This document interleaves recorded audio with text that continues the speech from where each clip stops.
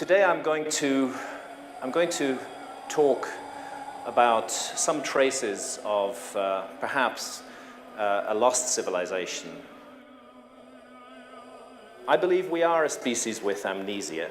I think we have forgotten our roots and our origins. I think we are quite lost in many ways. And I found for me the study of the past and the mysteries of the past has been a liberating process in terms of looking at the present. Stuff is coming out into the open that's been suppressed for a long time, or ignored, or just not reckoned with for a very long time. Well, Gobekli Tepe was a real game changer because that was the first time that they had found anything that you had to date back to at least 12,000 years. Yeah, Gobekli Tepe is really important, and that's why I was glad to be able to go there in September and spend a lot of time just gently getting to know this site. The reason it's important is because it was deliberately buried. And what it raises is, I just want to show you this cover from New Scientist magazine. Can we show this? Yeah, sure. There it is. The True Dawn. How do we get that up there? We'll pull it up. We'll have Jamie pull it up. Civilization is older and more mysterious than we thought. Wow, New Scientist magazine. This is New Scientist magazine in the beginning of October 2013. Now, New Scientist was one of the magazines that attacked me massively back in 1995 when I published Fingerprints of the Gods. And what did I say is in Fingerprints of the Gods? Civilization is much older and much more mysterious than we thought. And now they come out with this cover, you know. So I got to feel a certain feeling of I don't know, almost smugness. Oh yeah, joy.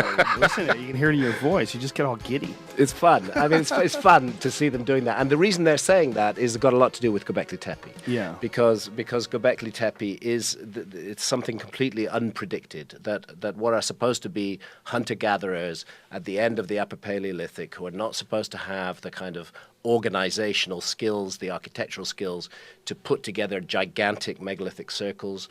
And the other intriguing thing about Gobekli Tepe is, which I learned from Klaus Schmidt when I was talking to him, is they've done ground-penetrating radar. So right now when you go to the site, you see 4 substantial stone circles on the scale of Stonehenge above ground. They found that at least 20 times as many stone circles are still underground, and possibly as many as 50 times as many.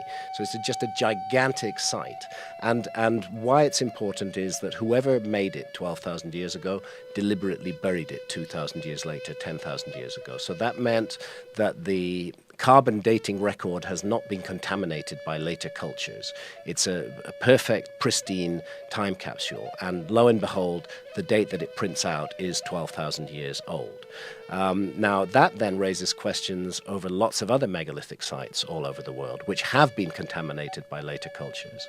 The megalithic sites of Malta, for example, look very like Gobekli Tepe. They look very like Gobekli Tepe, but they're only supposed to be 5,000 years old. I would now say we need to reconsider that evidence because those sites were contaminated by later culture. Maybe the carbon on which they were dated was introduced by a later culture. Maybe it doesn't belong to the period of the construction of the megaliths. Well, this one discovery alone really is a huge game changer because now we know that people were capable of doing something like that 12,000 years ago. And not a task to be underestimated because you're in an area where there isn't a lot of water available. So you're bringing in hundreds of people. You're organizing them into teams to construct these gigantic megalithic circles.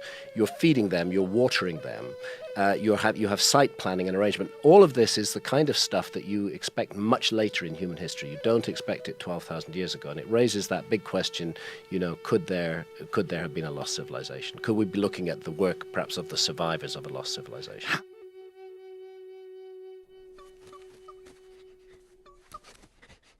Once you look at it and realize what happened, it really dilates the imagination. So this must have been just an absolutely enormous event when it happened and really sudden. Unimaginable. And human beings lived through that, and it changed everything. These They're called extinction level events. These global cataclysms wipe the slate clean. They change everything, and they set a new order in motion. A new order follows that. So the classic example is the extinction of the dinosaurs 65 million years ago. That turned dinosaurs into chickens, you know. Yeah. And they were gone, and it opened the way for mammals. And our distant ancestor is a sort of 65 million year old shrew, which was going nowhere until the dinosaurs were wiped by a cosmic impact. And then they began to evolve, and here we are. So dinosaurs became chickens, and shrews became human That's beings. almost the world harder changes. for me to imagine than this. This is very hard for me to wrap my head around, but that we came from a shrew 65 million years ago is almost harder. That's the story of Yes. evolution. One can buy into it or not, but certainly mammals were going nowhere before the dinosaurs were swept out of the way. And the point I'm making is that these events, which are called extinction level events, they reset the clock. They make everything start again. And this is why what happened in North America 12,800 years ago is so important, because that period, the whole period was 12,800 to 11,600 years ago. That period stands right in the foundations of what we think of as the beginnings, the origins of civilization, and yet mainstream archaeology and historians have not taken it into account. And I don't blame them for that. This is new information. This is new science that's been mainly published in the professional journals since 2007. It's very intriguing new information, but we cannot any longer trust the established model of the origins of civilization, since it does not take into account an extinction level event right in the foundations. And that's why I say the House of History appears to be built on foundations of sand.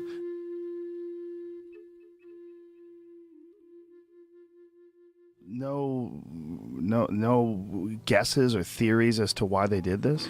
Really not. There's not. It's just a fact that it happened because archaeologists and geologists can tell from the nature of the material that covers these pillars that it isn't a natural sedimentation, that they were deliberately covered up. Well, it's got to be satisfying to you guys. Two obsessed crazy men come together, and your theories lock in like puzzle pieces, and ha-ha!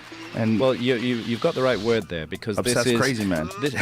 Yes, definitely. Well, I'm glad you're obsessed crazy. I say that with all love and respect. I put my hand up to that. Absolutely. You've got to be a bit obsessed to stick with something like this. I came in for an enormous amount of criticism and flack when I published Fingerprints of the Gods, and I'm human. It hurts when people say really bad things about me, but what I've learned is you just have to persist. You just have to keep going, even if your ideas are shouted down by the established holders of knowledge in our society. If you feel strongly enough about those ideas, you've got to hang with them. And I've hung with these ideas for more than 20 years now, and what we're seeing is just a mass of new evidence that basically vindicates the notion of a lost civilization. This man is a thief, and I don't want to him. And I don't want to differentiate academics. It's not academic. He is nothing. In academic world, we do not do ad hominem arguments. We do not debate the land. Listen, we debate the matter. The matter is debated great and closed. It is debated closed. It's closed in Chicago by August Bremer, by everyone. It is not closed, sir. Okay, I closed it. And I am all presenting- academic world closed it. The theory is not closed. It is closed. No, it's not. Okay, I closed it.